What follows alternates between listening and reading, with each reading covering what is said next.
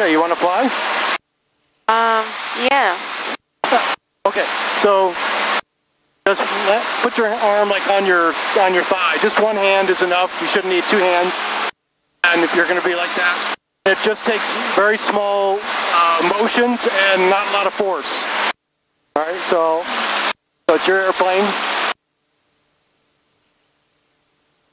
Put this screen on your side, so now you can see if this is our altitude and whether we're climbing or descending. Right now we're descending at 450 feet a minute, so ease back on the stick just a little bit.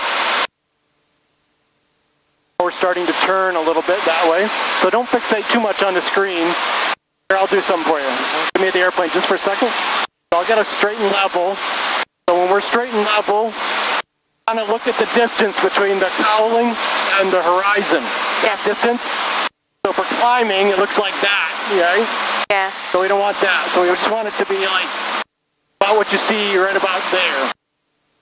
So just try to hold that straight and level as we go. If the airplane gets bumped, just give a little nudge to straighten it back up, but don't hold it in or the airplane will continue to turn. Okay.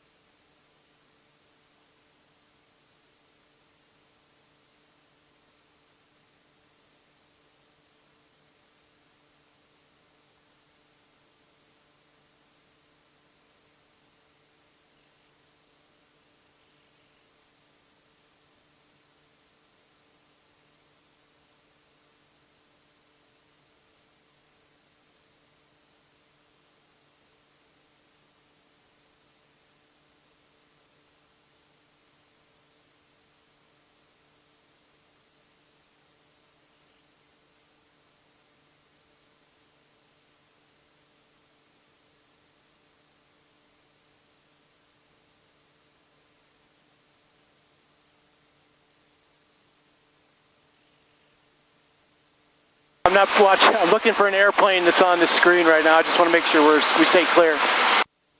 So you just do what you're doing. You're fine. Do you see the plane? What's that? Do you see the plane that's on the screen? I have not yet seen him. No, he's a little bit below us, but he's not that far away. About 3 miles.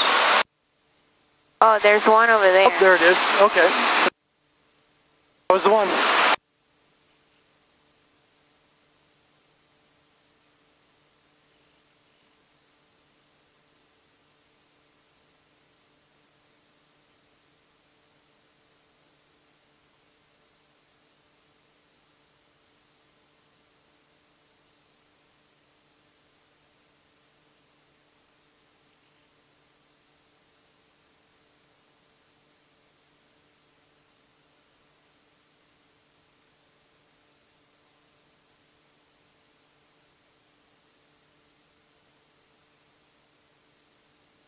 Hey Bob, are you on the air?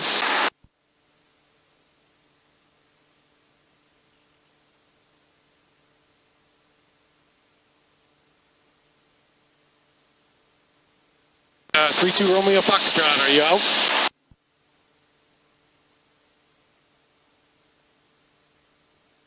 No, he's not listening.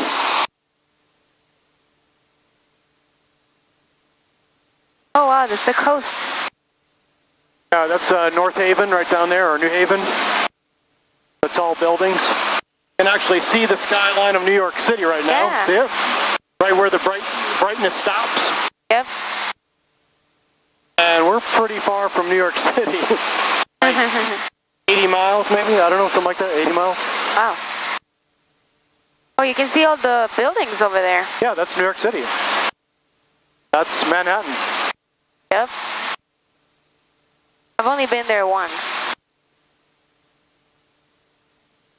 Well, if you get your next internship or whatever your rotation, if you end up down south before you go, you gotta go. And maybe Boston too, if you haven't been to Boston. Just to the airport there. Yeah.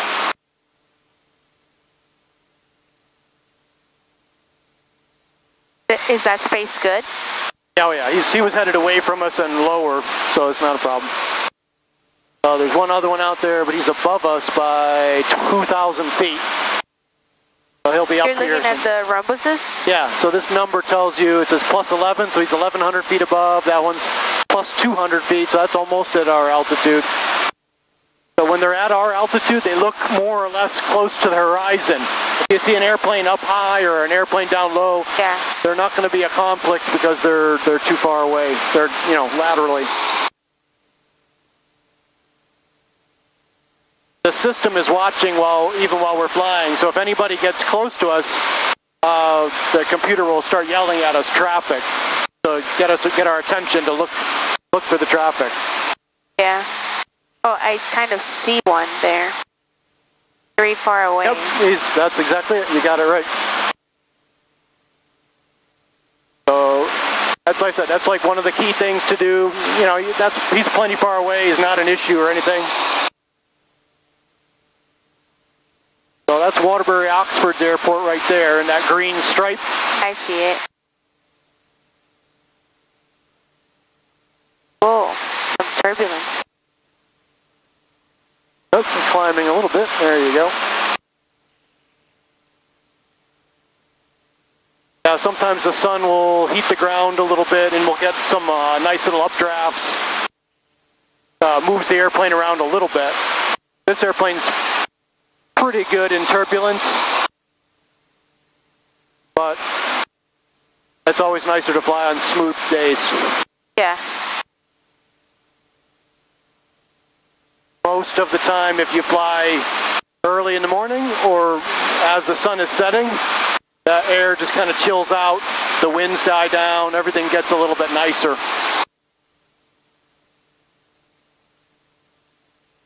All right, let's make a turn and go like north of New Haven.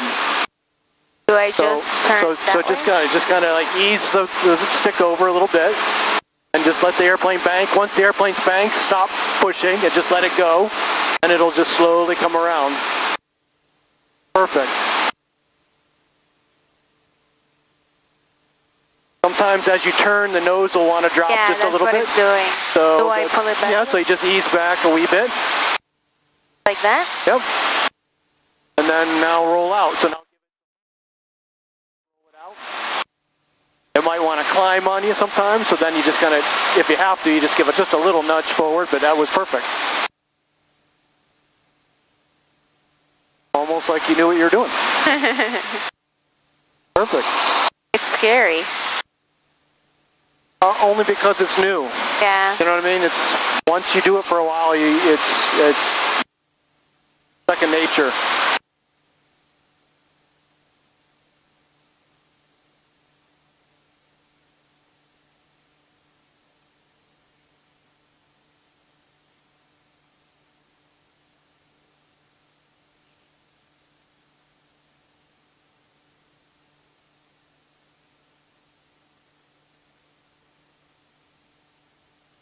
Into Romeo Foxtrot, are you on there? We got a much later start in the air. They might already be headed back. Yeah. Do you know where they were flying? No. Oh, okay. Let me see if I can text Finn so that when they land, they're not going to wait for us too much. Okay.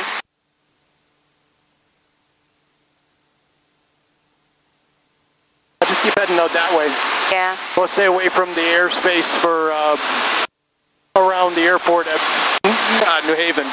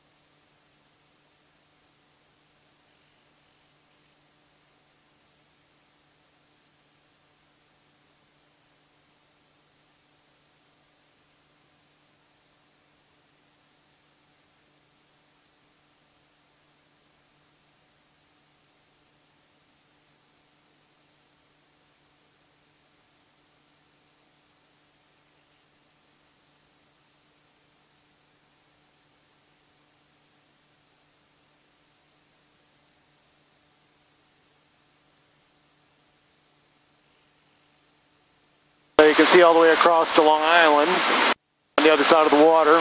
Yeah.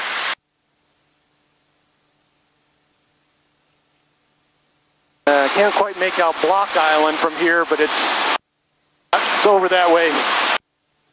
What about Cape Cod? I've never been there. Yeah, Cape Cod will be like that direction because you got to go all the way to you're going all the way to the end of Cape Cod. It's over that way. Huh.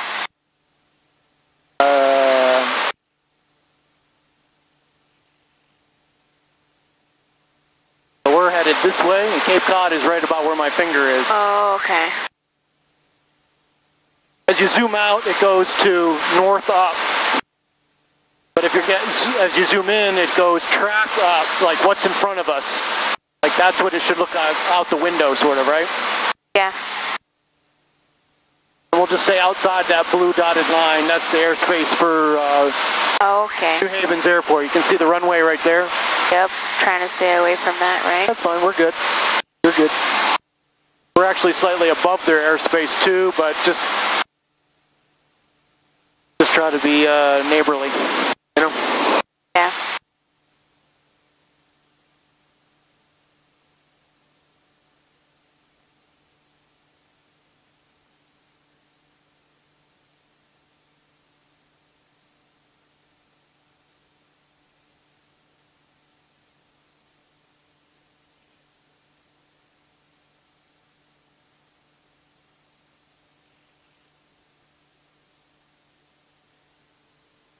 I can't quite see this guy who's out in front of us by about 4 miles. He should be somewhere right out here. He's 400 feet above, but that doesn't mean he's be like up in the sky because of the curvature. It might be right about at the, oh, maybe I see him. I thought that was in the water, the white speck? but maybe that's the airplane. Did the white speck right? That was a hawk. I think it's the white speck that's in the water. If you look in the water. Oh. I think. But maybe that's the island. It might be Fisher's Island, so I don't see him. I think I see him right over there, like over the trees, but close to the water.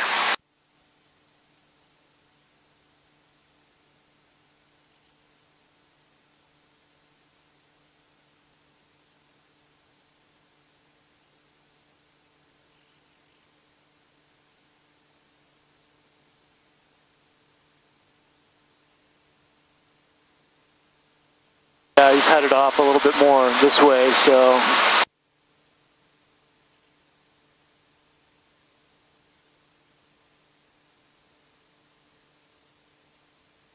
Yeah, like I said, it's always a challenge to spot other aircraft. At night, it can be a bit easier because of the strobe lights and stuff. Yeah. But then you can't see anything on the ground, so. And that's really much of the reason why I fly, is to be able to look down and see stuff, you know? Yeah. So do you ever really fly at night? Not very often. Is it I would say about 3 to 5% of my flights are at night. There is a little more challenging because you may not, like right now, your brain is really, really hardwired for a horizon. And it's nice to have a horizon just like today. It's like your body knows when we're tilting immediately, right? Yeah. But when